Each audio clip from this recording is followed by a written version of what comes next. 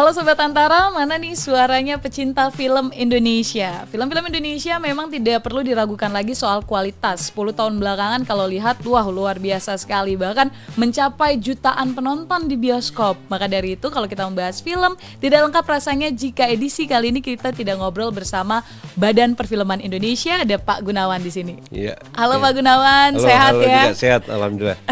Semoga juga sehat pertumbuhan perfilman Indonesia. Amin. Amin. Tapi memang seperti apa nih Pak perfilman Indonesia saat ini kondisinya? Ya kalau melihat pertumbuhannya tadi sudah diintroduce sedikit ya, bahwa memang 10 tahun terakhir ini sebetulnya 2019 itu pertumbuhan cukup bagus ya. Penonton kita sampai setelah Covid ini juga kan kita sudah melewati film import ya. Kita 54 juta penonton, 62% market share kita.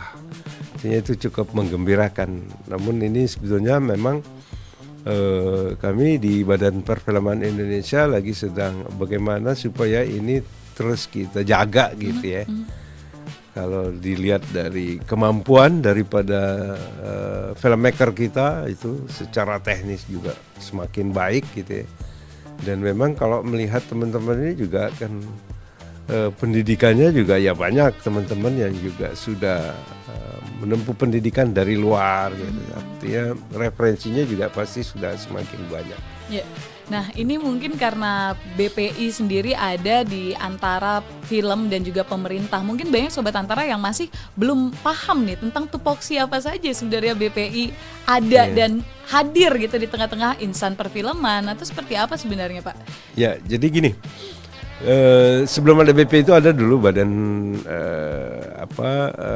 BP2N ya, Badan Pertimbangan Perfilman Nasional kita. Kemudian dirubah di undang-undang perfilman kita yang nomor 33 tahun 2009 itu dirubah menjadi Badan Perfilman Indonesia. Nah, tugasnya sangat berbeda gitu karena ini BP ini sangat mandiri gitu ya.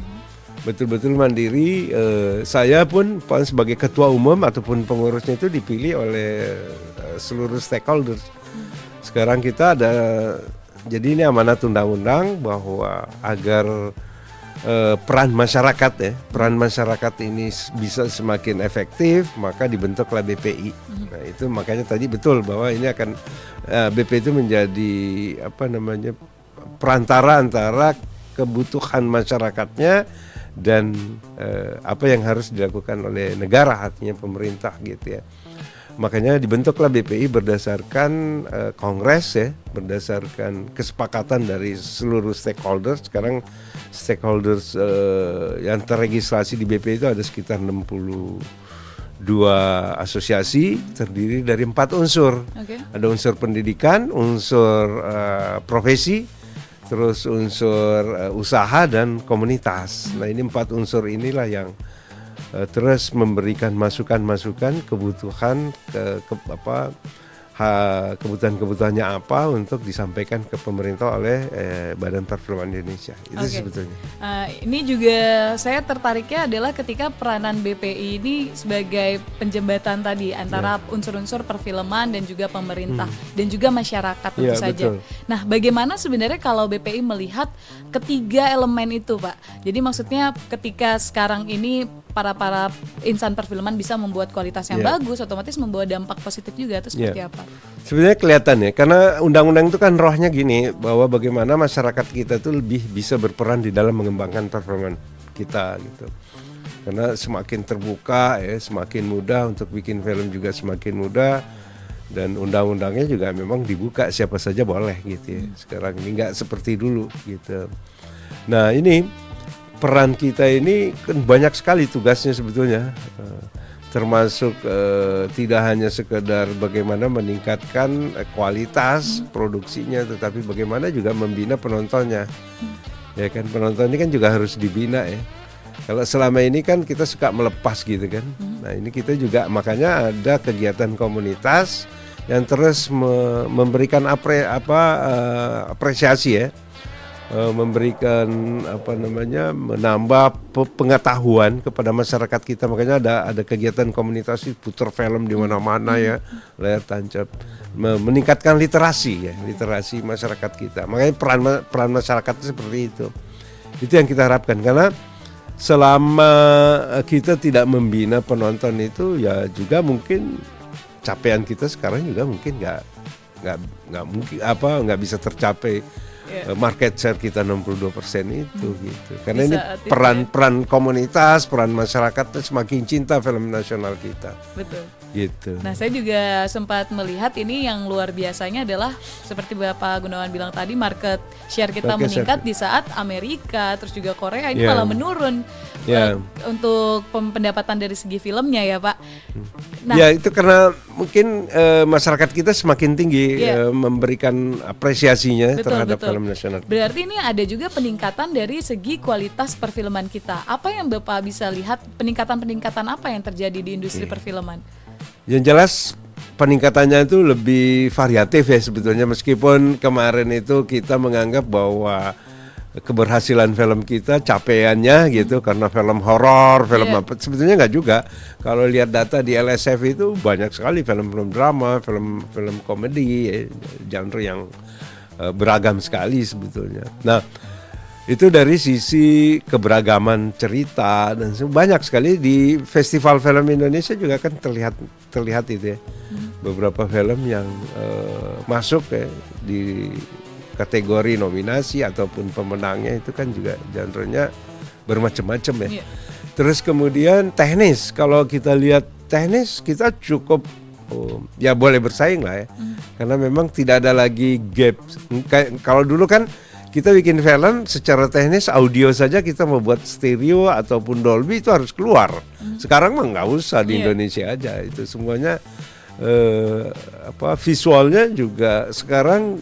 Kalau dulu kita mau proses film kita mau coloring aja harus di Hong Kong, harus di India ya. Sekarang nggak perlu, di Indonesia sudah cukup dan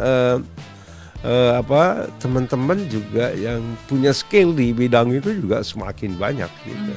Tidak perlu nggak perlu di luar lagi. Nggak perlu. Nah, ini juga kalau kita lihat beberapa film-film, karena Bapak tadi menyebutkan bagaimana kita lihat nominasi-nominasi di Festival Film Indonesia, ini rata-rata film-filmnya kalau orang bilang agak berat. Nah, agak berat dalam hal ini adalah film-film jebolan-jebolan yang masuk di festival-festival dunia. Apakah ini berarti memang penonton kita saat ini sudah meningkat, maksudnya dalam hal selera filmnya atau seperti apa yang bisa BPI amati? Ya, justru sebetulnya masyarakat kita itu, nah ini yang harus diimbangi oleh para filmmaker.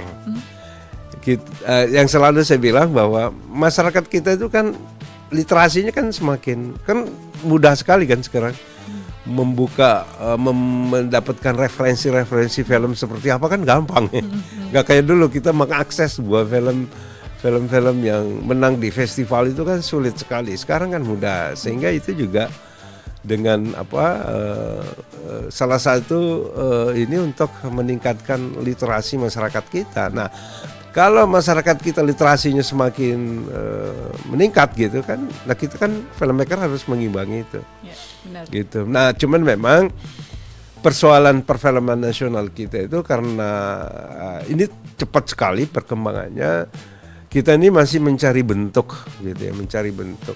Sebetulnya bentuk itu sebetulnya sudah sejak zaman Pak Usmar sudah kelihatan film Indonesia itu harusnya seperti apa. Cuman karena perkembangan teknologi dan segala macam itu terus pesat ya, sehingga kita sepertinya ini film Indonesia kayak apa sih harusnya nih kan gitu meraba-raba kan. Ya Mas. Iya kan, mau main di teknologi atau mau main di mana gitu kah, atau main di budayanya kah atau apa. Nah ini kita lagi sedang cari bentuk gitu. Kalau melihat, karena festival itu kan sebagai salah satu alat ya untuk mengukur sejauh mana sih industri ini gitu. Nah terlihat di festivalnya, jenis-jenis filmnya itu terlihat.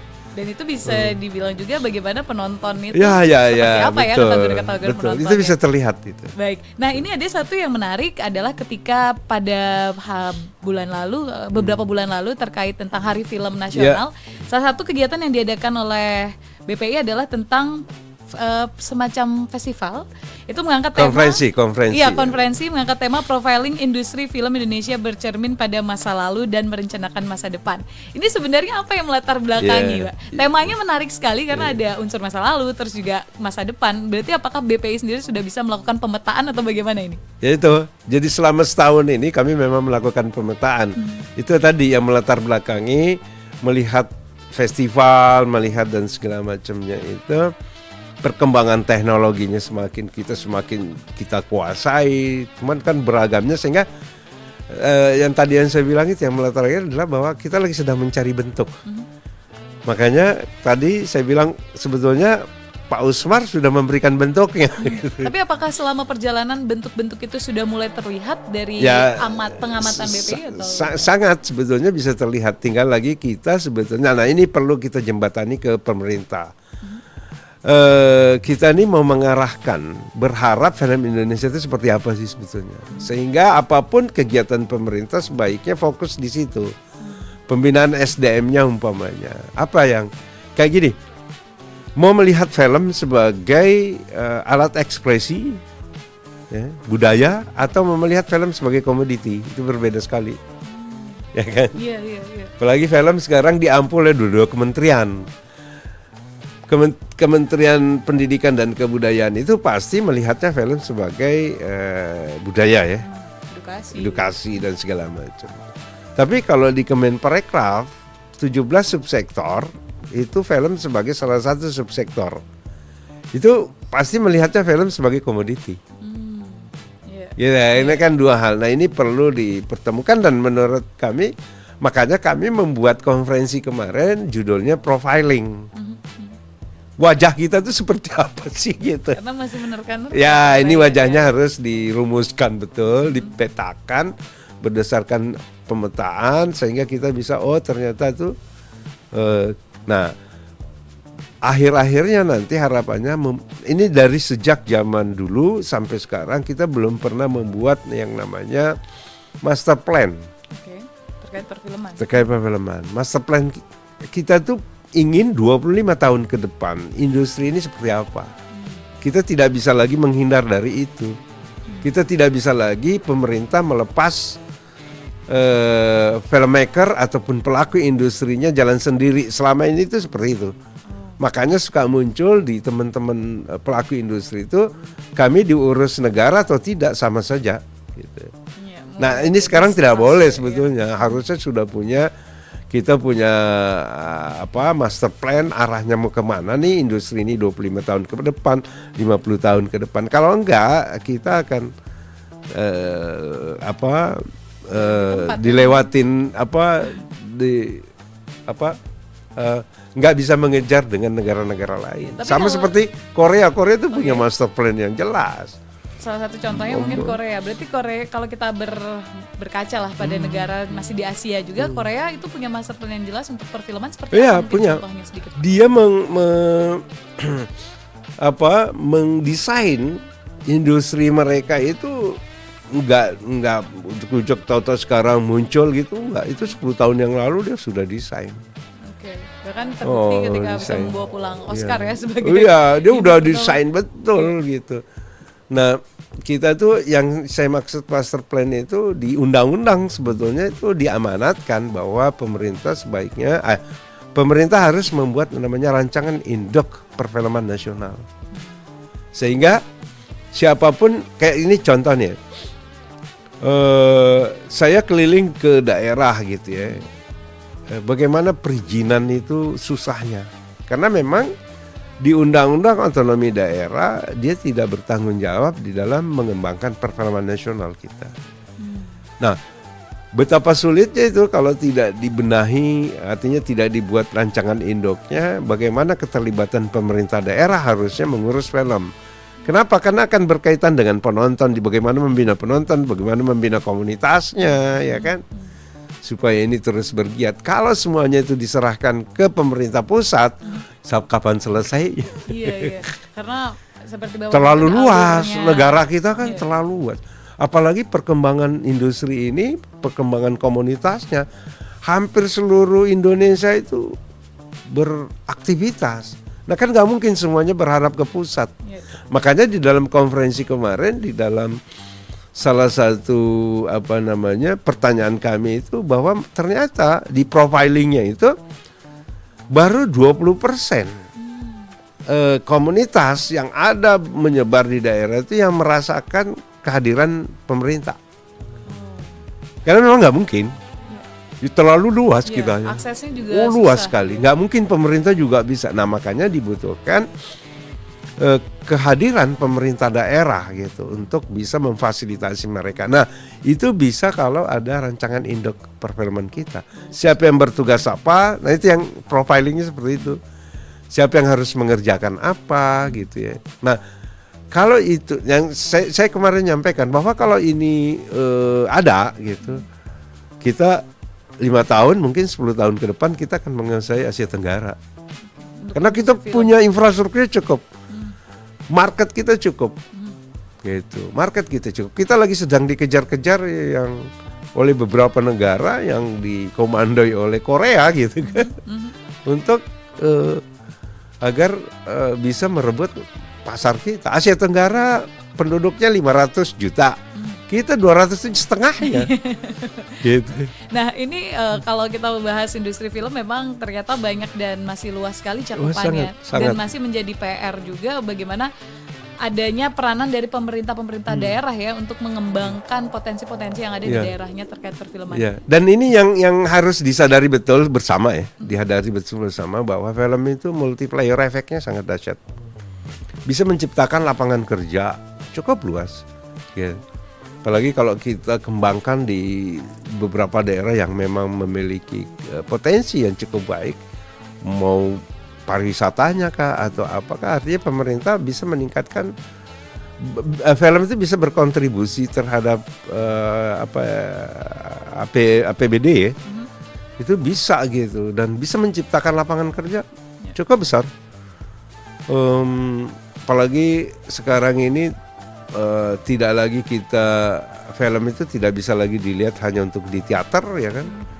Banyak muncul dengan adanya internet kan, banyak sekali. OTT itu membutuhkan, dan itu kalau di ini serapan tenaga kerja cukup tinggi.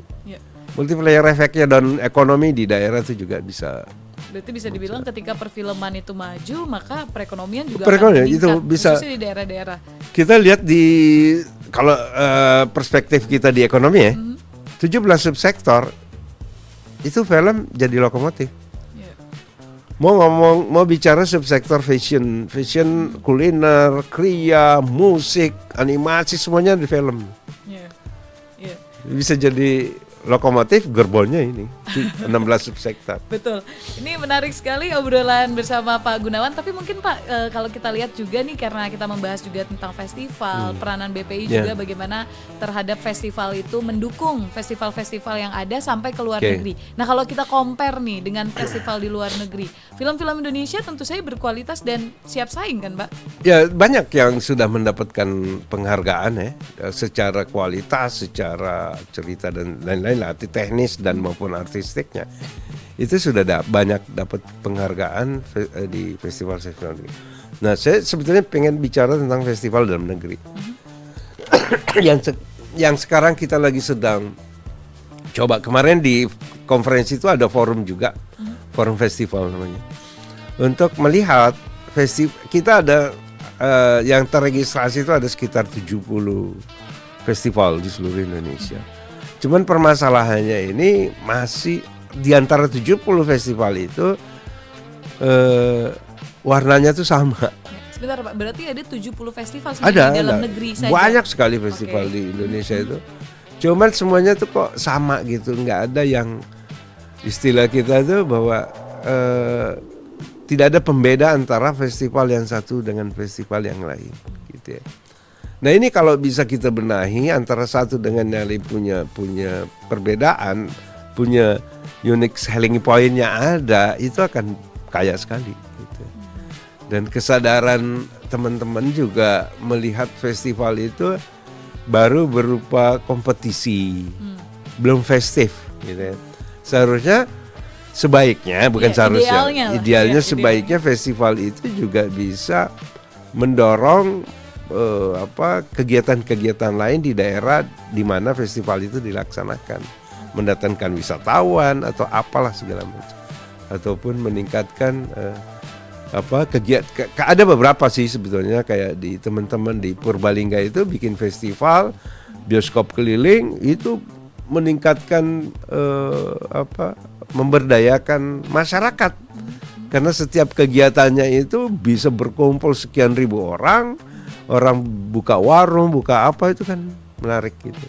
Ada beberapa yang ternyata berdampak terhadap ekonomi rakyat. Oke, tapi kalau misalnya kita lihat yang beragam tadi, apakah ada pembinaan lebih lanjut untuk bagaimana ya, membuatnya lebih bervariasi atau bagaimana? Itu yang salah satu yang lagi sedang BPI usahakan, bagaimana kalendernya itu juga diatur.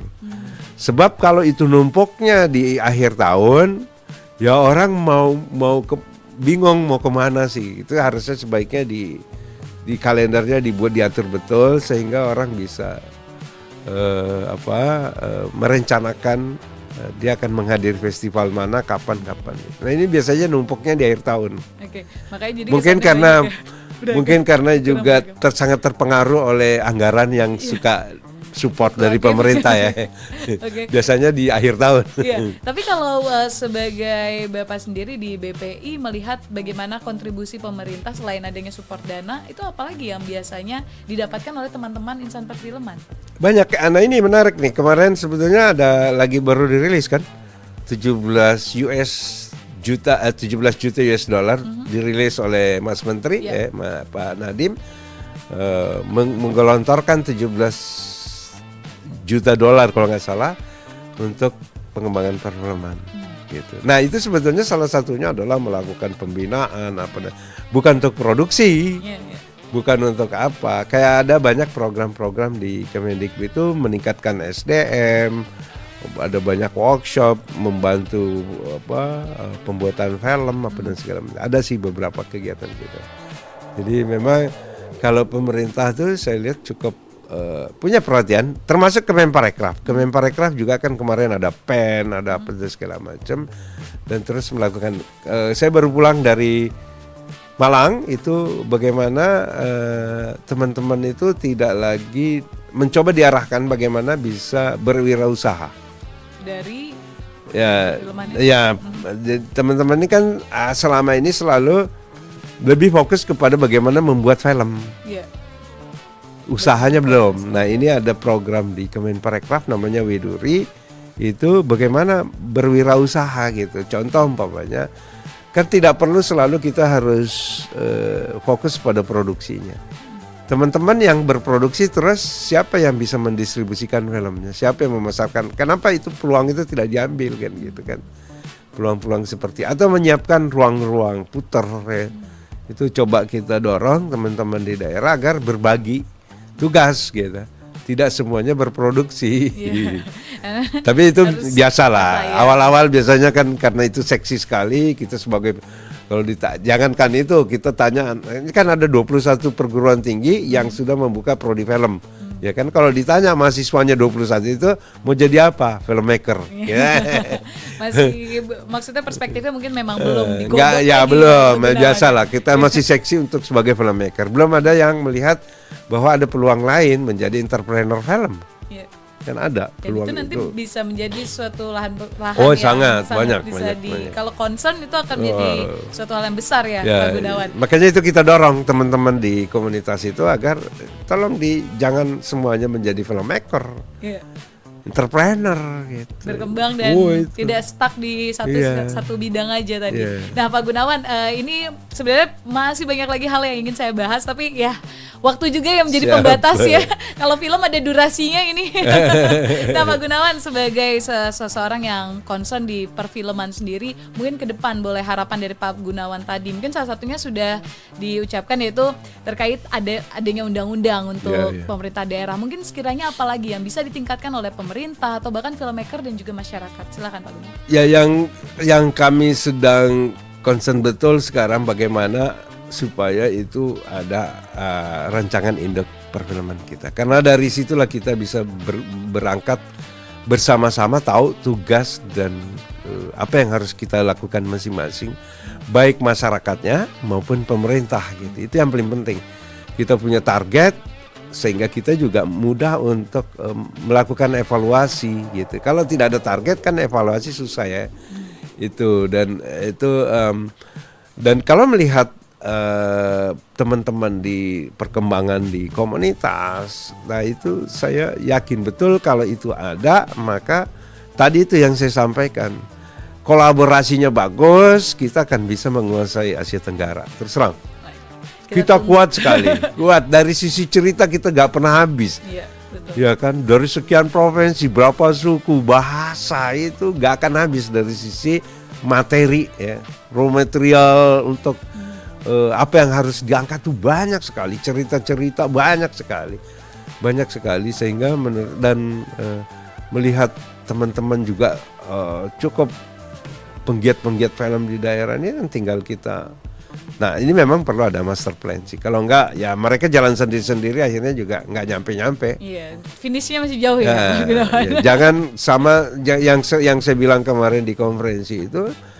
Kenapa ada profiling? Karena kita ini merasa dituntun oleh orang buta gitu, susah gitu. Karena nggak ada arahnya, nggak jelas. Yeah. Betul, untuk memajukan kita butuh semua kolaborasi, semua harus pihak. Ya. Goalsnya mau kemana kita itu penting. Betul, dan finishnya ya harus ada nih untuk memajukan perfilman Indonesia.